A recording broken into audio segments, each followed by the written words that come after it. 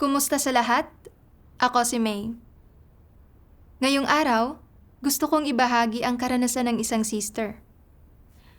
Natuklasan niya na nagpapakita ng talento sa soccer ang anak niyang lalaki, kaya naging determinado siyang linangin ito para maging isang star player upang makibahagi sa karangalan nito. Para makamit ito, may mga mahigpit siyang hinihingi sa kanyang anak. Umulan man o umaraw, may sakit man o wala, hindi pwedeng lumiban sa practice ang anak niya. Unti-unting naging pasanin at pressure para sa anak niya ang soccer. Nagsimula siyang magnilay. Paano ba niya dapat tratuhin ang mga hilig at libangan ng kanyang anak? Susunod, sabay-sabay nating pakinggan ang kanyang karanasan.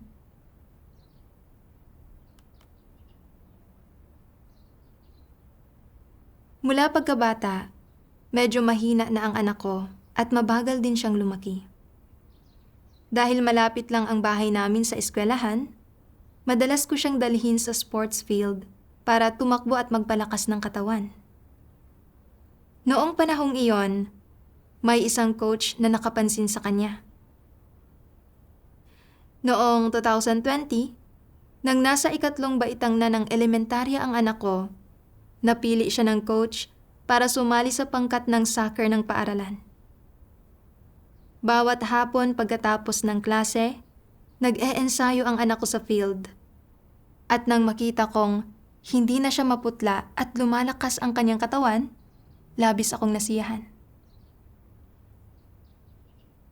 Gabi-gabi, pinakikinggan ko siyang magbahagi ng mga interesanting kwento tungkol sa soccer. Habang pinapanood kong mag-ensayo ang anak ko sa field, napansin kong binibigyan siya ng espesyal na atensyon ng ilang coach at tinuturuan pa siya ng mga karagdagang galaw. Napakagalang makipag-usap sa akin ng mga coach. Pinupuri ang anak ko dahil mabilis daw matuto, masunurin at matibay. At madalas, hinahayaan nila siya na makipaglaro sa mga nakakatandang estudyante. Sabi nila, ay gusto raw nila siyang linangin para maging pangunahing manlalaro. Tuwang-tuwa ako at naisip ko, talagang maipagmamalaki ko ang batang ito. May potensyal nga kaya talaga siya bilang isang soccer player? Mula noon, sinimulan kong subaybayang mabuti ang paglalaro ng soccer ng anak ko. At hanggat hindi ako masyadong abala sa mga tungkulin ko, pinupuntahan ko ang lahat ng kanyang laro, malaki man o maliit. Kung may anumang pagsasaayos ang pangkat, ipinapaalam sa akin ng maaga ng coach at nakadama ako ng matinding karangalan. Hindi ko tuloy maiwasang mangarap ng gising. Mukhang may kaloob talaga ang anak ko rito. Sa lipunan ngayon, na puno ng kompetisyon, mahirap magkaroon ng matatag na posisyon kung walang espesyal na kasanayan. Kailangan ko siyang linangin ng maayos at gawing isang sikat na manlalaro. At kapag naging sikat na siya at matagumpay, bukod sa maipagmamalaki ko siya, makikibahagi pa ako sa kanyang yaman at kaluwalhatian. Noong bagong taon ng 2021, nanalo ang pangkat ng anak ko sa kampyonato ng distrito. Habang tinitingnan niya ang kumikinang na gintong tropeyo, niyakap niya ako at masaya siyang tumawa. Sa gala ko, lihim akong nagpaplano para sa kinabukasan ng anak ko bilang manlalaro ng soccer. Naisip ko sa sarili ko, mula ngayon, ihanda mo na ang sarili mo sa hirap. Huwag mo akong sisisihin kung magiging mahigpit ako para ito sa ikabubuti mo. Kapag naging matagumpay ka balang araw, mauunawaan mo rin ang masidhi kong layunin. Libangan mo na rin naman ito. At kung hindi ka namin lilinangin ng maayos, abay nagkukulang na kami sa aming responsibilidad bilang mga magulang. Pagkatapos nito, madalas kong pinapanood sa anak ko ang mga highlight reel ng mga sikat na manlalaro mula sa iba't ibang panig ng mundo. Sinasabi ko sa kanya, nakikita mo kung gaano kahanga-hanga ang sikat na manlalarong iyan? Kung isang araw ay maging katulad kanya, ano kaya ang magiging pakiramdam mo? Mahilig na talagang manood ng mga laro ang anak ko at dahil sa paggabay ko, lalo pa siyang ginanahan. Pagkatapos niyang gawin ang takdang aralin niya, nanonood na siya ng mga laro at mga interview sa mga sikat na manlalaro. Hindi nagtagal, naging napaka-pamilyar na niya sa mga pangunahing palaro sa soccer at sa mga sikat na manlalaro mula sa iba't ibang bansa at madalas niya pa itong ipinapaliwanag sa akin. Nang makita kong nasa tamang landas na ang anak ko, sinimulan ko siyang lalo pang turuan. Walang sino mang basta-basta na lang nagtatagumpay. Kailangan mong magtiis ng hirap para matupad mo ang mga pangarap mo. Lubos na sumang-ayon ang anak ko at bihira siyang magreklamo tungkol sa mga nakakainip na pagsasanay sa mga pangunahing kasanayan. Sa buong tag-araw ng 2021, alas 5 ng umaga pa lang, pumupunta na ang anak ko sa field para mag-ensayo at hindi tumitigil hanggang lampas alas 9 ng umaga na at ni isang sesyon ay hindi niya pinalampas. Isang beses, nilagnat ang anak ko at medyo naawa ako na makita siyang ganoon kahina. Pero para tulungan siyang magkaroon ng pangalan sa hinaharap, dinala ko pa rin siya sa field. Tuwing Sabado at Linggo, kapag nagpupunta siya sa club para mag-ensayo, minsan ay sobrang pagod na siya at gusto niyang lumiban. Pero palagi akong tumatanggi. Minsan, labag na sa loob niya, pero patuloy ko siyang kinakausap para subukan na baguhin ang isip niya. Kailangan mong magtiyaga para makita ng coach ang pagsisikap mo. Kailangan gumaling ang mga kasanayan mo para maisama ka ng coach sa mas maraming laro. Kapag sumikat ka na, mapapansin ka ng mas magaling na coach at ililipat ka sa mas mahusay na pangkat. Kapag nagkagayon, ay mas magiging malapit ka ng maging sikat na manlalaro. Hindi ba? Hindi na makakontra sa akin ang anak ko, kaya napipilitan na lang siyang mag-ensayo. Kalaunan, dahil sa matinding pandemya, nahinto ang malalaking kompetisyon sa loob ng 2 magkasunod na taon. Walang napanalunang parangal ang anak ko at pareho kaming nanghinayang, pero hindi kailanman tumigil sa pag-eensayo ang anak ko. Kahit sa gitna ng matinding lamig, naiilan lang ang tao sa field, naroroon pa rin siya kasama nila. Gayunpaman, hindi ko alam kung kailan eksaktong nagsimulang magbago ang relasyon namin ng anak ko. Dahil sa pagkasabi kong makita ang resulta ng pinaghihirapan ng anak ko, sa tuwing umuuwi siya at gustong magkwento ng mga interesanting pangyayari sa ensayo, lagi ko siyang pinuputol ng walang pasensya. Wala akong pakialam sa mga iyan. Ang gusto ko lang malaman, nanalo ba kayo? Ilang goal ang naipasok mo? Pinuri ka ba ng coach? Ikaw ba ang pinakamagaling na manlalaro sa pangkat ninyo? Natitigilan ang anak ko sa mga tanong ko at hindi na siya naging kasing lapit sa akin gaya ng dati. Kapag nananalo ang pangkat nila, ipinagmamalaki niya ito sa akin. Pero kapag natatalo sila, nakayuko ang ulo niya na para bang may nagawa siyang pagkakamali. Noong 2023, tuluyan ang inalis ang mga restriksyon dahil sa pandemya at idinaos ang iba't ibang kompetisyon ayon sa schedule. Tuwing Sabado at Linggo, madalas dalhin ng coach ang mga bata sa ibang lungsod para sa mga laro. At kapag bakasyon, pumupunta sila sa mas malalayong lungsod para sa malalaking kompetisyon at nakikipagpaligsahan pa sila sa mga pangkat na kaedad nila mula sa ibang mga bansa. Gaano man kalaki ang gastos, masigasig ko pa ring isinasali ang anak ko. At itinuturing ko ang sarili ko bilang isang magulang na nakikita ang mangyayari sa hinaharap at na responsable.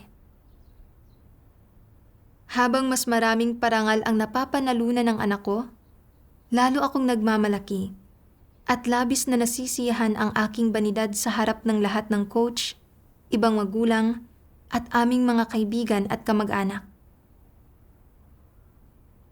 Ngayong taon, naging napakaabala ko sa aking mga tungkulin.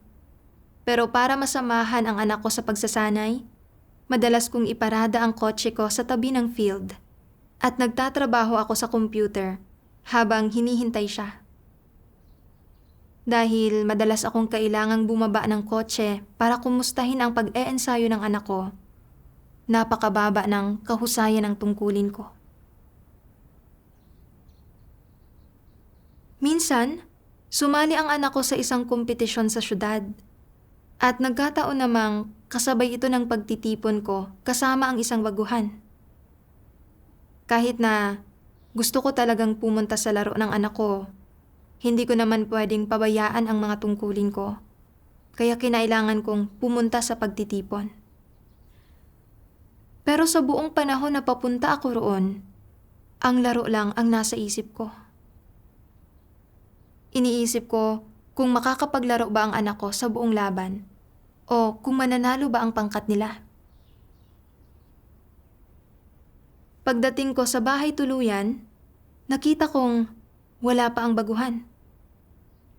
Karaniwan, mag-aalala na ako at susubukan kong kontakin ang baguhan.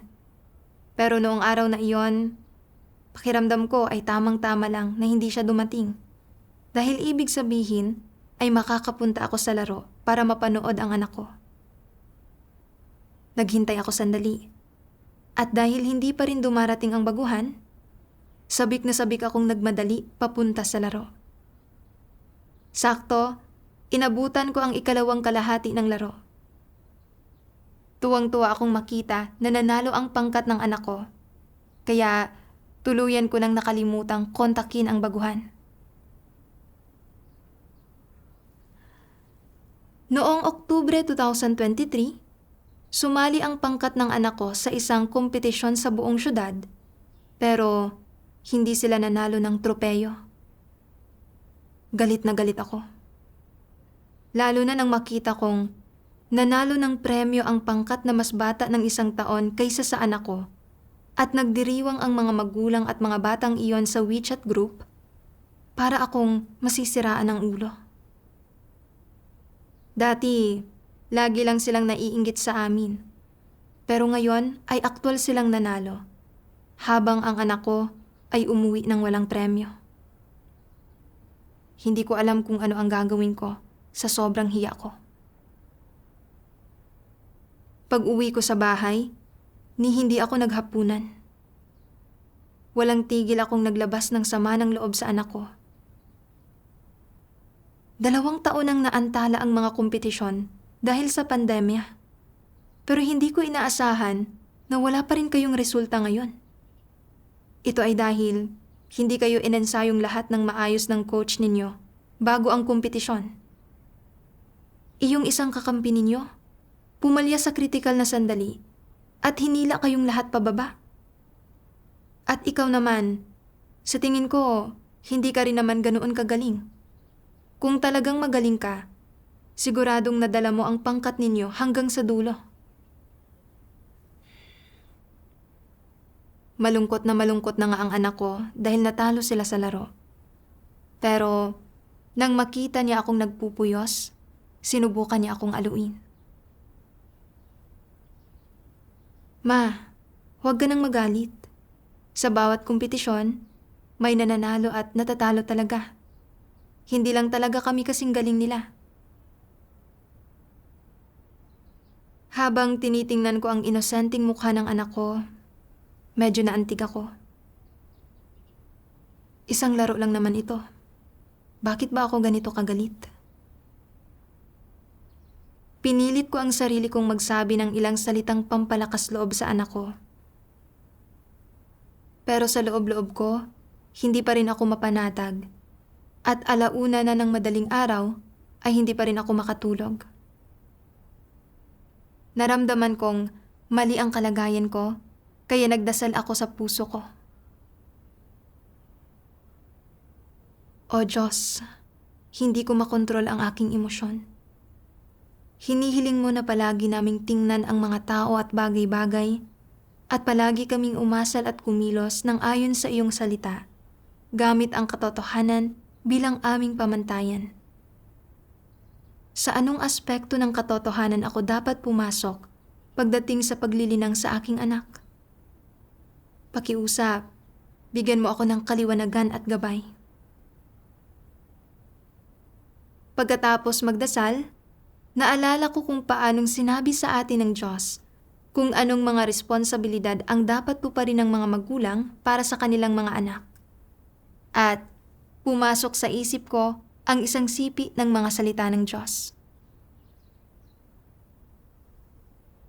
Ang pagtupad sa kanilang mga responsibilidad ay nangangahulugan sa isang banda ng pangangalaga sa pamumuhay ng kanilang mga anak at sa kabilang banda ng paggabay at pagtatama sa mga kaisipan ng kanilang mga anak at pagbibigay sa mga ito ng tamang gabay hinggil sa mga kaisipan at pananaw ng mga ito. Hinihiling ng Diyos na kapag ang ating mga menor de edad na anak ay may mga sukdulang kaisipan o pananaw, bilang mga magulang ay dapat natin silang payuhan kaagad tungkol sa kanilang mga naiisip. Ito ang responsibilidad ng pagiging isang magulang. Natalo ang anak ko sa kompetisyon noong araw na iyon. At nang umuwi siya, dapat sana ay iyon ang oras para ilabas niya ang kanyang sama ng loob at ipahayag ang kanyang mga iniisip. Dapat ay pinakinggan ko ang kanyang mga iniisip, pinayuhan siya, at tinulungan siyang itama ang kanyang mga maling pananaw. Bukod sa hindi ko man lang siya pinayuhan, sa halip ay pinalala ko pa ang mga bagay-bagay para sa kanya. Napakawalang katwiran ko. Hindi man lang ako pasok sa pamantayan bilang isang ina.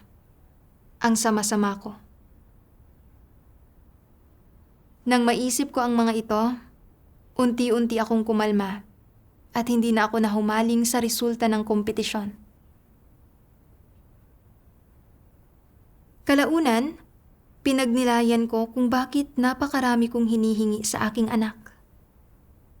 Nabasa ko ang mga salita ng Diyos. Sa loob ng subhetibong kamalayan ng mga magulang, mayroon silang lahat ng uri ng mga pag-aakala, plano, at pagpapasya tungkol sa kinabukasan ng kanilang mga anak. At bilang resulta, nabubuo nila ang mga ekspektasyong ito. Dahil sa mga ekspektasyong ito, hinihingi ng mga magulang na pag-aralan ng kanilang mga anak ang iba't ibang kasanayan tulad ng pag-arte, pagsayaw, pagpipinta, at iba pa. Iniisip na pagkatapos maging mga taong may talento ang kanilang mga anak, magiging mas madali para sa kanila na mangibabaw sa iba sa halip na mamuhay sa ilalim ng mga ito, na maging mga mataas na ranggong opisyal sa halip na mga mababang antas na subordinado, na maging mga manager, executive, at CEO, na magtrabaho sa mga kumpanya ng Fortune Global 500 at iba pa. Ang lahat ng ito ay mga subhetibong ideya ng mga magulang. Ano ang batayan ng mga ekspektasyong ito ng mga magulang? Saan nagmumula ang mga ito? Nagmumula ang mga ito sa lipunan at sa mundo. Ang layo ng lahat ng ekspektasyong ito ng magulang ay upang matutong umangkop ang mga anak sa mundo at sa lipunang ito, upang maiwasang masibak ng mundo at ng lipunan at maitatag ang sarili nila sa lipunan, makakuha ng permanenteng trabaho, magkaroon ng matatag na pamilya at magandang kinabukasan Kaya nagkakaroon ng iba't ibang subhetibong ekspektasyon ang mga magulang para sa kanilang mga anak. Halimbawa, ngayon ay medyo uso ang maging isang computer engineer. Sinasabi ng ilang tao, dapat maging isang computer engineer ang anak ko sa hinaharap. Ang mga taong nagtatrabaho sa larangang ito ay maaaring kumita ng malaking pera. At napapaganda rin nito ang imahe ng kanilang mga magulang. Kapag wala pang lubos na pagkaunawa ang mga anak sa lipunan o sa trabaho, ang mga magulang na ang pumipili ng mga propesyon o nagpaplano ng kinabukasan para sa kanila. Hindi ba't mali ito? Naglalagay ang mga magulang na ito ng mga ekspektasyon sa kanilang mga anak ng ganap na ayon sa sarili nilang mga kagustuhan at pagnanais. Hindi ba't ito ay subhetibo? Sa magandang pananalita, ito ay subhetibo. Ano ba talaga ito? Ano ang iba pang pakahulugan dito? Hindi ba't ito ay pagiging makasarili? Hindi ba't ito ay pamimilit? Gusto mo ang isang partikular na propesyon. Gusto mong maging isang opisyal, yumaman, maging tanyag at matagumpay sa lipunan. Kaya pinahahangad mo rin sa mga anak mo na maging ganoong uri ng tao at pinapatahak mo sila sa ganoong landas. Ngunit mahirap sabihin kung magagawa ba nila ang trabahong iyon sa hinaharap o kung talaga bang nababagay sa kanila ang trabahong iyon. At ano ba mismo ang kanilang tadhana kung gayon? Paano sila paghaharian ng Diyos at gagawa ng mga pagsasaayos? Alam mo ba ang mga bagay na ito? Sinasabi ng ilang tao, wala akong pakialam sa mga bagay na iyon. Hanggat ito ay isang bagay na gusto ko, bilang isang magulang, ayos lang ito. Dahil gusto ko ito, naglalagay ako ng ganitong uri ng mga ekspektasyon sa kanila. Hindi ba't masyadong makasarili iyon? Sa magandang pananalita, ito ay napakasubhetibo. Nakikinig lang ito sa sarili. Ngunit ano ba ito sa realidad? Ito ay sobrang makasarili. Mula sa mga salita ng Diyos, nakita ko na kung ano-ano ang hinihingi ng mga magulang sa kanilang mga anak, batay sa sarili nilang mga kagustuhan at pagkaunawa sa lipunan, at pagkatapos ay hinihiling nila sa kanilang mga anak na hangarin at kamtin ang mga ito. Nang suriin ko ang aking sarili batay rito, nakita ko na gusto kong hinahangaan ako ng iba at ayaw kong manatiling hindi kilala, kaya inasahan kong ganoon din ang hahangarin ng anak ko.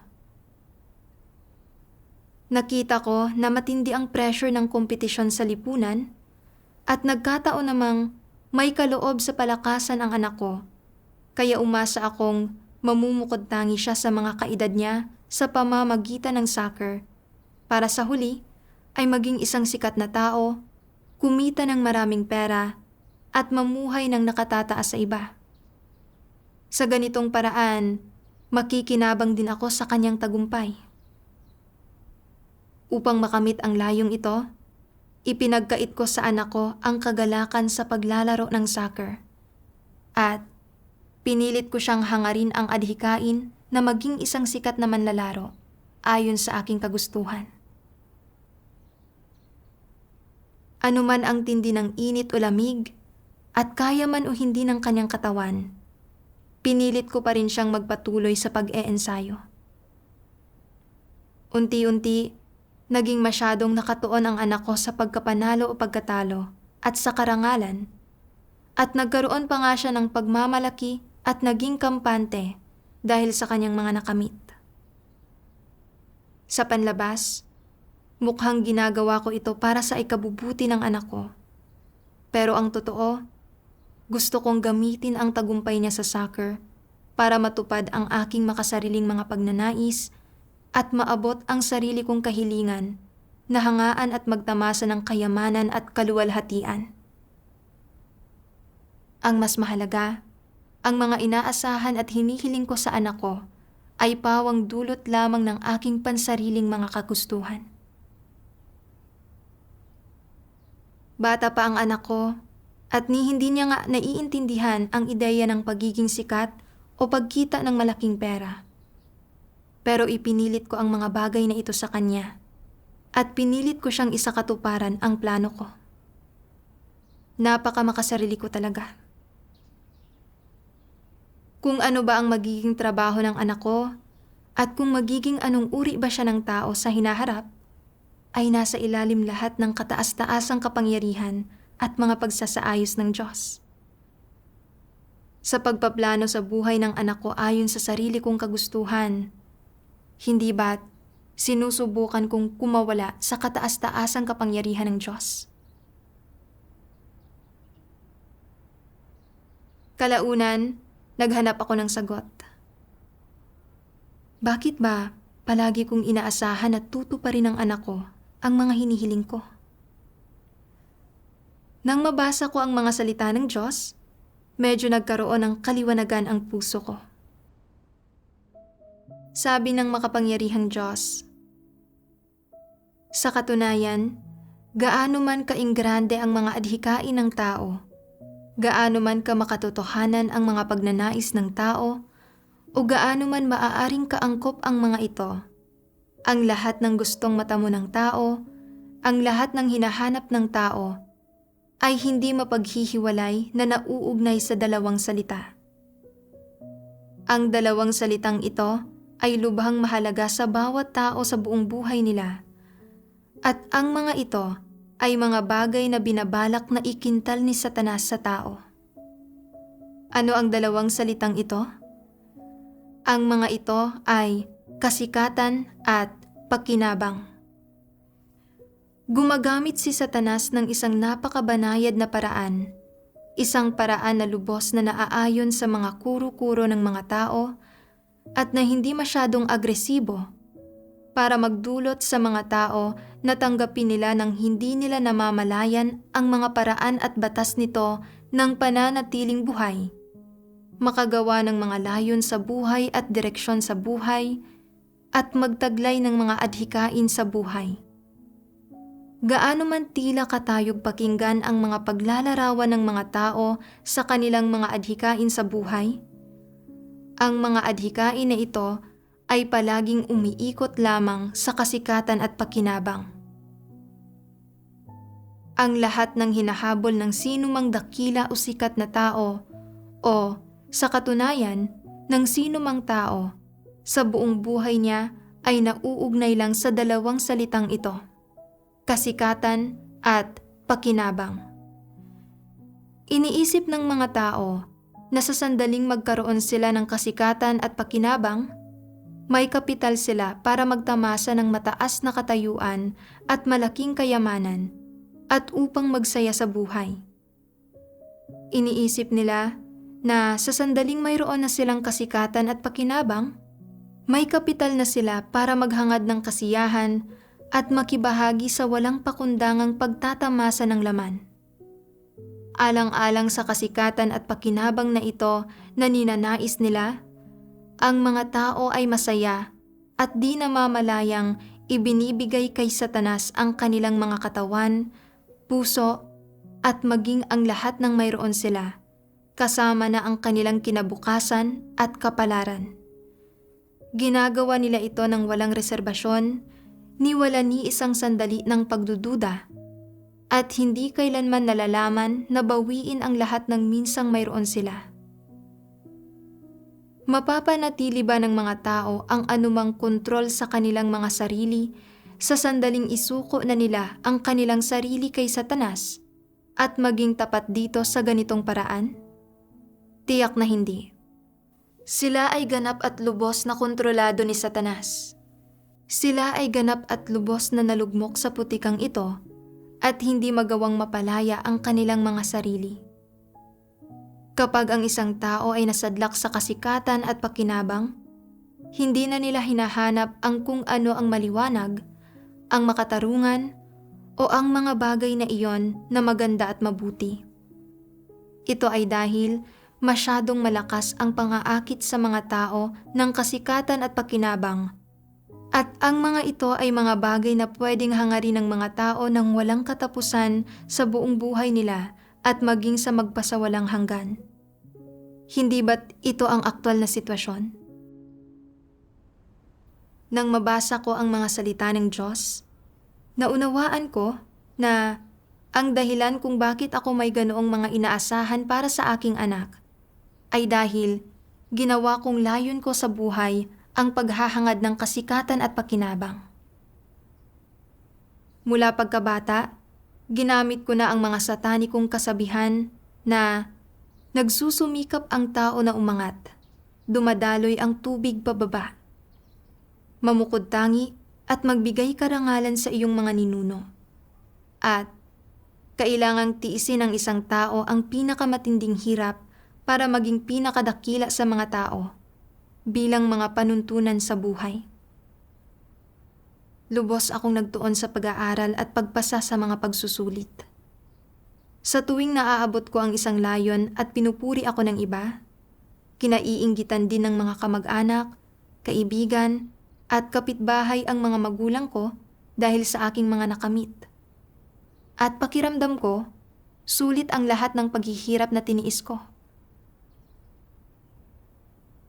Pagkatapos kong magsimulang magtrabaho para ma-promote, tumaas ang sahod at mamukod-tangi, wala akong ibang mapagpilian kundi ang sumipsip sa aking mga nakatataas. Nagsuot ako ng maskara sa pakikitungo sa aking mga kasamahan at nagsabi ako ng mga bagay na taliwas sa aking tunay na nararamdaman. Napakasaya ng pamilya ko na makita na nagtatrabaho ako sa malaking lungsod at nagpapadala ng pera sa bahay buwan-buwan. At nakaramdam din ako ng labis na kasiyahan sa sarili. Pero sa realidad, matagal na akong sawa sa ganoong uri ng buhay. Sa mundo ng kasikatan at pakinabang, nawalan ako ng integridad at dignidad, at nakaramdam ako ng kalungkutan at kahungkagan sa loob, at wala akong isang taong mapagsabihan ng tunay kong nararamdaman. Pagkatapos kong magbitiw sa trabaho, maraming taon kong ayaw balikan ang mga panahong iyon. Matapos kong tanggapin ang gawain ng makapangyarihang Diyos sa mga huling araw, sinimulan kong gawin ang aking tungkulin sa iglesia na nagbigay daan para makaramdam ako ng kapayapaan at kapanatagan sa aking puso at maiwasan ang magulo at taksil na mundo ng pag-aagawan para sa kasikatan at pakinabang. Akala ko ay nabitiwan ko na ang paghahangad sa kasikatan at pakinabang. Pero hindi ko inaasahan, pagdating sa paglalaro ng soccer ng anak ko, nagsimula na naman akong maghangad ng kasikatan at pakinabang. Gusto kong linangin ang anak ko para maging isang sikat na manlalaro para matamasa ko rin ang kaluwalhatian. Ang diwa ng inaasahan ko ay nagusto kong hangarin ng anak ko ang kasikatan, pakinabang at katayuan tulad ko. Sa field, nakikipagkumpetensya ang anak ko sa kanyang mga kalaban. Sa labas ng field, nakikipagkumpetensya naman ako sa ibang mga magulang. Nagkukumpetensya kami para makita kung sino ang mas mahusay maglinang ng anak at kung kaninong anak ang makapagbibigay ng mas malaking kaluwalhatian. Nagpantasya pa nga ako na kapag sumikat na ang anak ko, matatamasa ko ang yaman, katayuan, at kaluwalhatian kasama niya. Nakita ko na hindi talaga nagbago ang layong hinahangad ko. Sa mga taon ng pagsama sa anak ko sa mga laro, nakita ko na ang mga paligsahang pampalakasan ay tungkol lang sa kasikatan at pakinabang. Kahit pa ang mga manlalarong may kaloob ay makakuha ng magagandang resulta sa pamamagitan ng pagsisikap, ang pagdurusa na tinitiis nila sa isip at katawan sa proseso ay isang bagay na hindi kayang tiisin ng mga ordinaryong tao. Bukod dito, Ang mga panandaliang tagumpay na ito ay mabilis na naglalaho at walang kabuluhan. Kahit ang mga sikat na manlalaro na kapwa may kasikatan at pakinabang ay hindi makakatakas sa pagtanda, sakit at kamatayan at humaharap pa rin sa mga paghihirap sa buhay. Hindi mapipigilan ng kasikatan at pakinabang ang pagtanda o pagkakasakit, ni mapahahaba ng mga ito ang buhay ng isang tao. Kahit na malinang ko pa ang anak ko para maging isang sikat na manlalaro, ano pa ang saysay nito? Hindi ba't magdurusa pa rin siya sa pagpapahirap ni Satanas, tulad ko mismo? Noon ko lang nakita na ang pag-akay sa aking anak sa landas ng paghahangad ng kasikatan at pakinabang ay parang pagtulak sa kanya sa isang hukay ng apoy. Ang anak ko ay malinaw na isang ordinaryong bata lang na mahilig maglaro ng soccer. At ako ang nabulag ng kasikatan at pakinabang. Ako mismo ang naglagay ng mga tanikala ng kasikatan at pakinabang sa aking anak. Kalaunan, sa pamamagitan ng pagkain at pag-inom ng mga salita ng Diyos, mas nakita ko ng malinaw ang isyong ito. Sabi ng makapangyarihang Diyos, kung nais gampanan ng mga magulang ang kanilang mga responsibilidad, dapat nilang sikaping unawain ang mga personalidad, disposisyon, hilig, kakayahan, at mga pangangailangan ng pagkatao ng kanilang mga anak. Sa halip na gawing mga ekspektasyon para sa kanilang mga anak, ang sarili nilang mga paghahangad ng kasikatan, pakinabang, at pera, ipinapataw sa kanilang mga anak ang mga bagay na ito ng kasikatan, pakinabang, at mundo.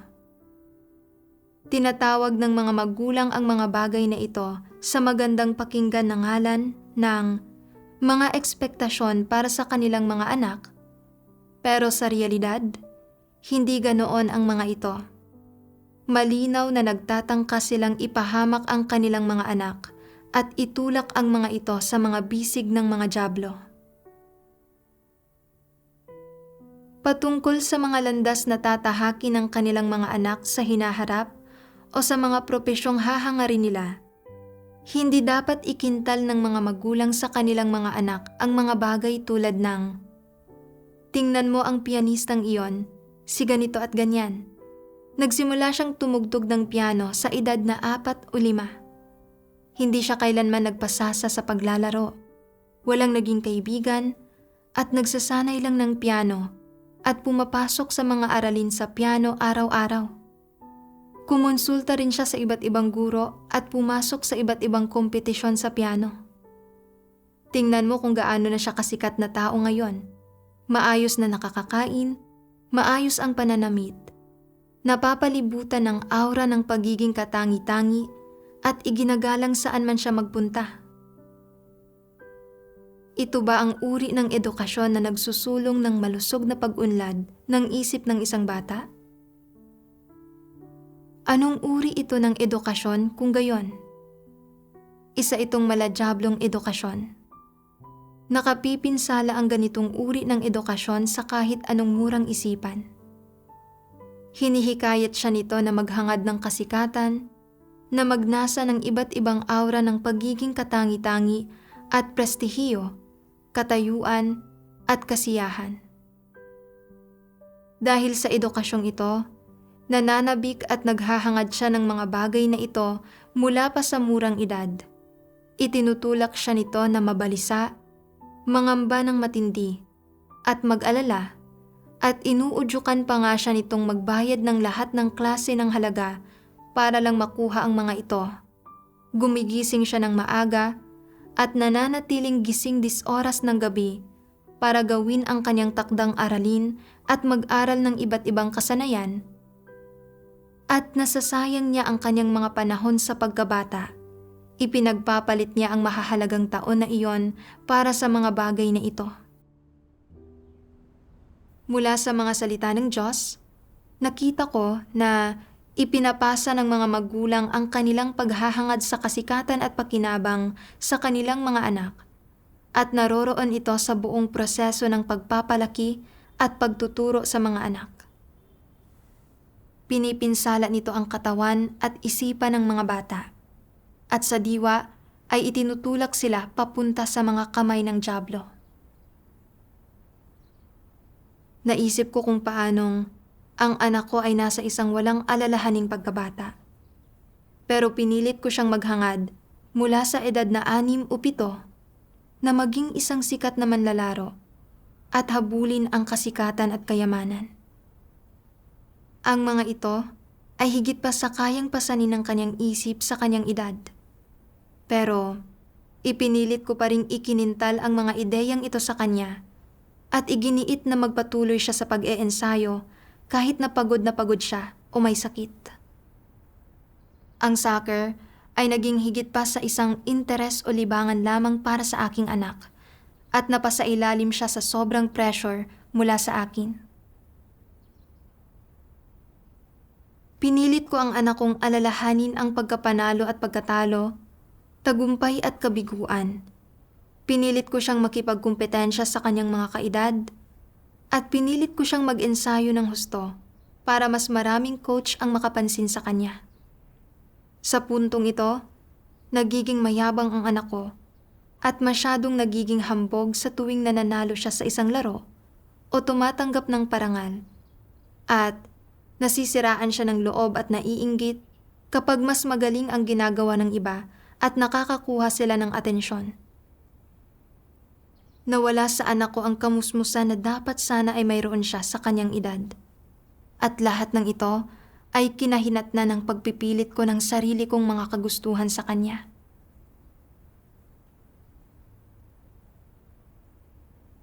Matapos manampalataya sa Diyos sa loob ng maraming taon, hindi ko nakita ang pinsalang idinudulot ng kasikatan at pakinabang sa mga tao.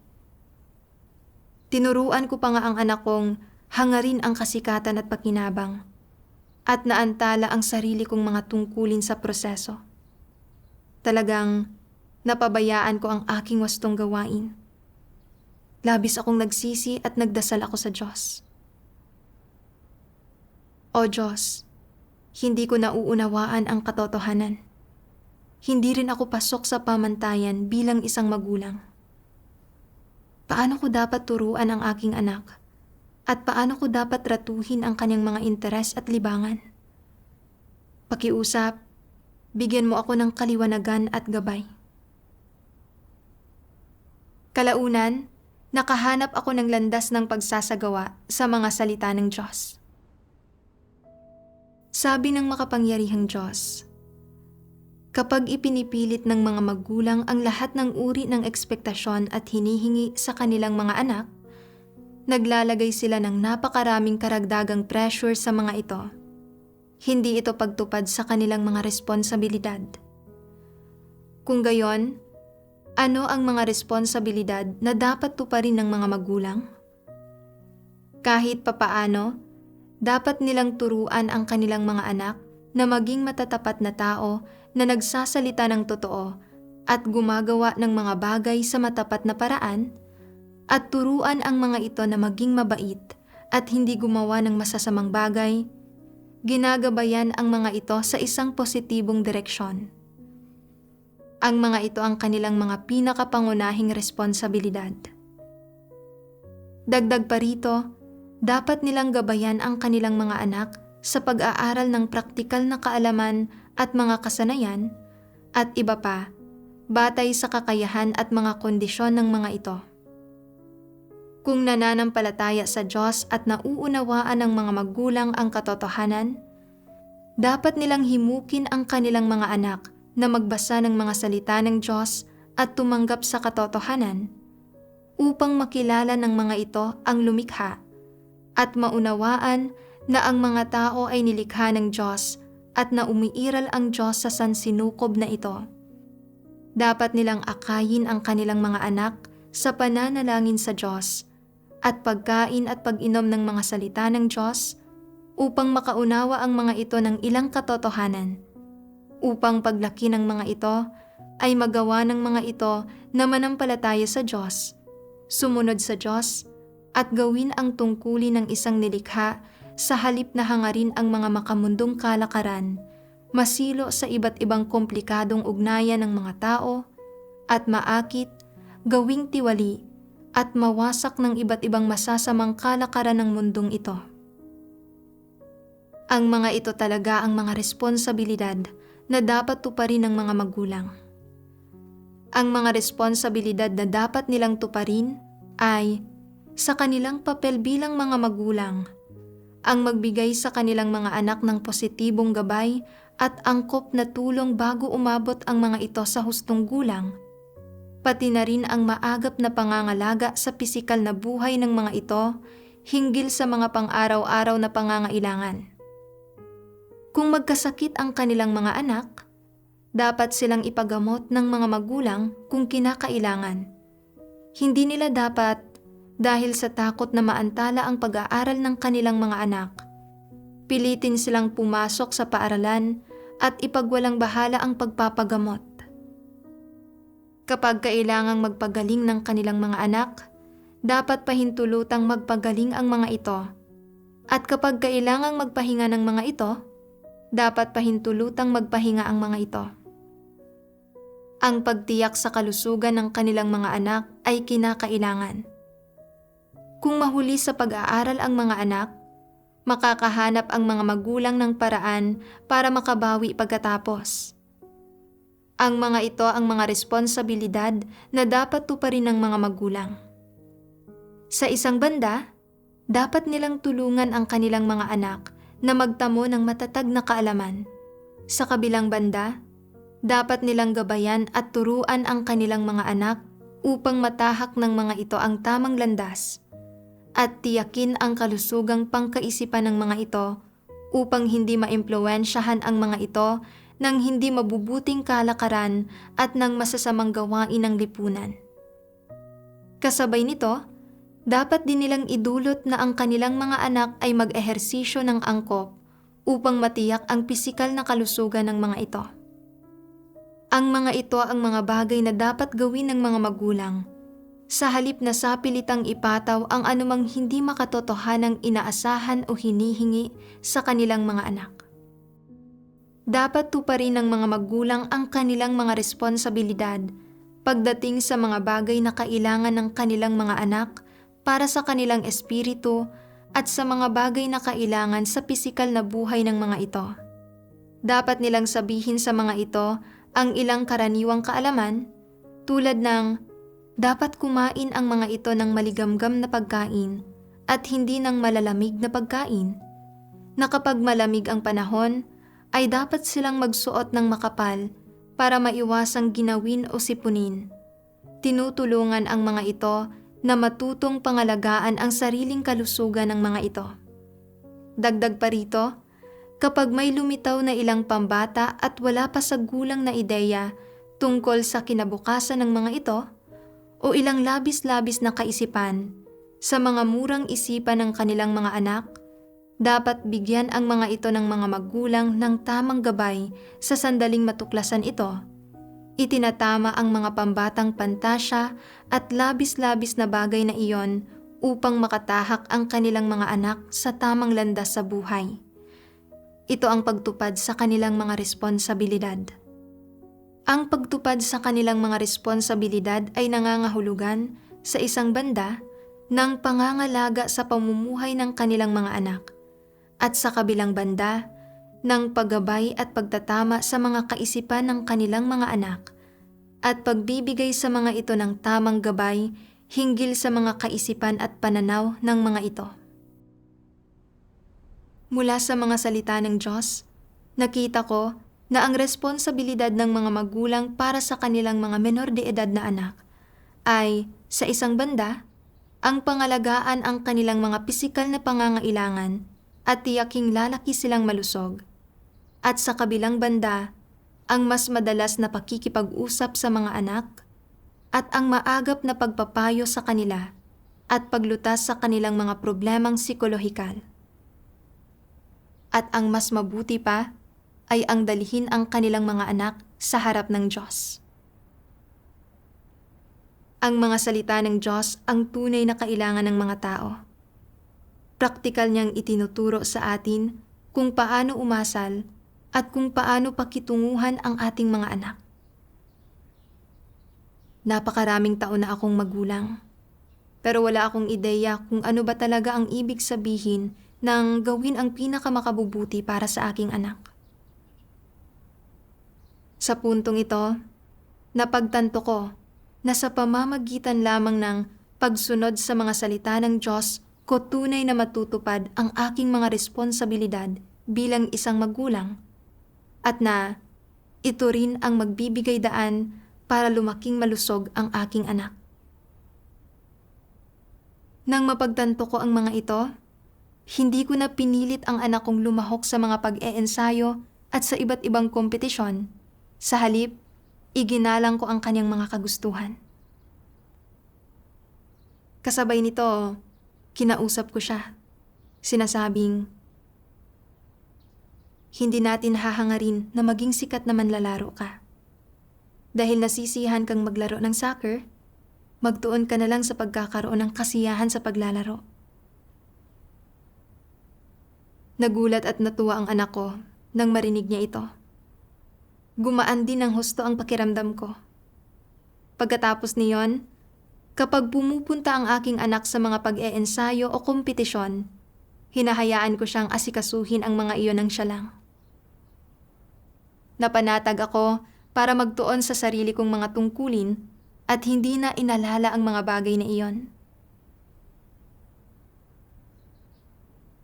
Noong Mayo 2024, habang papalapit ang kanyang pagtatapos sa elementarya, may isang laro ang anak ko. Nang makita kong malalakas ang mga kalabang pangkat, nag-alala ako sa tindi ng kompetisyon, kaya iminungkahi kong huwag na siyang makilahok. Pero nagpumilit ang anak kong pumunta. Bilang resulta, ang mga pagkakamali ng kanyang mga kasamahan ay nagdulot ng pagkawala ng 2 goal at sa huling penalty shootout, hindi rin naipasok ng anak ko ang bola dahil sa kaba. Medyo sumama ang loob niya at nakaramdam siya ng panghihinayang. Pero matiyaga ko siyang pinayuhan at hinikayat na harapin ang sitwasyon ng mahinahon. Pagkatapos itong marinig, labis na gumaan ang pakiramdam ng anak ko. Karaniwan, nagpapatotoo rin ako sa anak ko tungkol sa gawain ng Diyos. Kinakausap ko siya tungkol sa kung paanong nilikha ng Diyos ang tao at kung paano ginagawang tiwali ni Satanas ang mga tao. Naging napaka-interesado ang anak ko at kaya niyang makaunawa.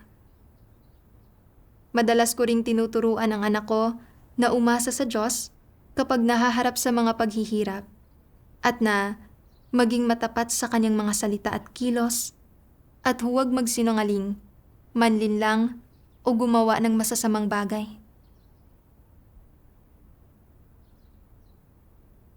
Ang pagnanais para sa kasikatan at pakinabang ay paminsan-minsan pa ring gumugulo sa puso ko. At lalo na kapag nakikita kong nagtatagumpay ang mga anak ng iba sa ilang mga interes o libangan, hindi ako mapakali. Gayunpaman, hindi ko na ipinipilit ang aking mga kagustuhan sa aking anak. Isang gabi, may nabasa akong isang sipi ng mga salita ng Diyos. Ito ay isang bagay na pareho naming kailangan ng anak ko, kaya tinawag ko siya para basahin ang siping ito kasama ko. Sabi ng makapangyarihang Diyos, ang pagbibigay sa iyo ng Diyos ng isang partikular na hilig, libangan o kalakasan ay hindi nangangahulugan na dapat kang pagampanin ng Diyos ng isang tungkulin o gawain na may kaugnayan sa iyong hilig, libangan o kalakasan.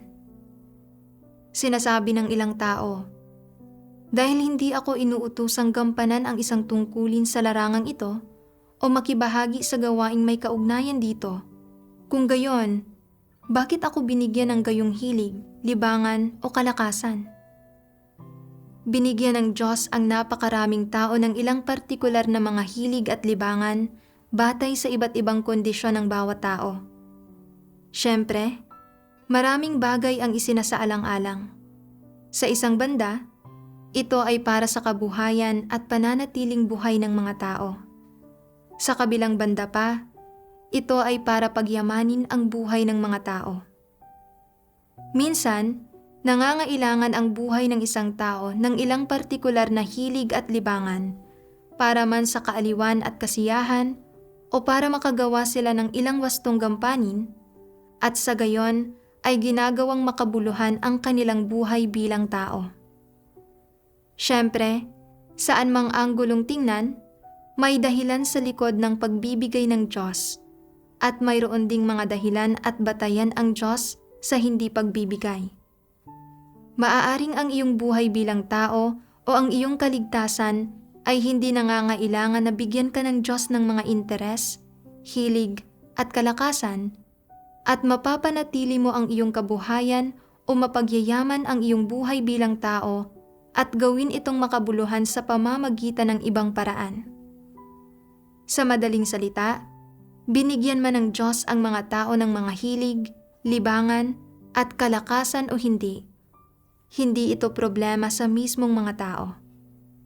Kahit na walang mga kalakasan ang isang tao, hindi ito isang depekto ng kanyang pagkatao. Dapat itong maunawaan ng tama ng mga tao at tratuhin ng tama.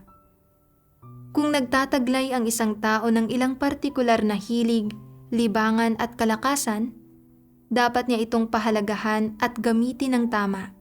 Kung wala siya ng mga ito, hindi siya dapat magreklamo. Mula sa mga salita ng Diyos, nakita ko na binibigyan ng Diyos ang mga tao ng mga interes at libangan upang sa isang banda ay mapayaman ng mga ito ang buhay ng tao at sa kabilang banda ay maging kanilang ikabubuhay. Pero kung makakapagtrabaho ba ang isang tao sa isang larangang may kaugnayan sa kanyang mga interes o libangan, ay nakasalalay sa mga paunang pag-orde ng Diyos. Nagbahagi ako sa aking anak tungkol sa aking pagkaunawa kung paano tratuhin ang mga interes at libangan. Sinabi ng anak ko, "Salamat sa Diyos sa pagpapahintulot sa aking mahalin ang paglalaro ng soccer.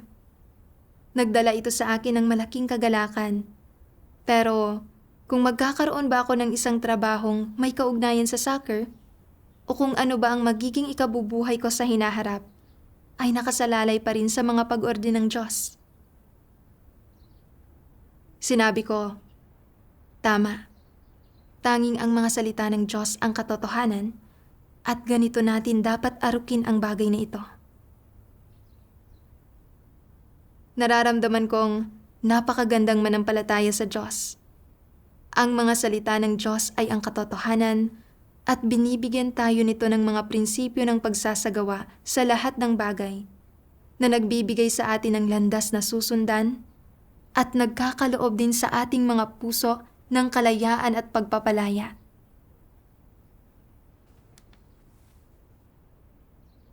Ipinapaalala sa atin ng karanasan ng sister na ito na ang pagpapalaki ng mga anak ay hindi dapat tungkol sa pagtugon sa banidad ng isang magulang. Sa pamamagitan lamang ng pagtrato sa mga anak ayon sa mga salita ng Diyos at mga katotohanang prinsipyo, tunay na matutupad ng mga magulang ang kanilang mga responsibilidad. Naharap na rin ba kayo sa parehong mga problema gaya ng sister na ito? Anong mga kabatiran ang nakamit ninyo mula sa kanyang karanasan? Huwag mag-atubiling ibahagi ang inyong mga naiisip sa comment section. Abangan ang susunod na patotoong batay sa karanasan.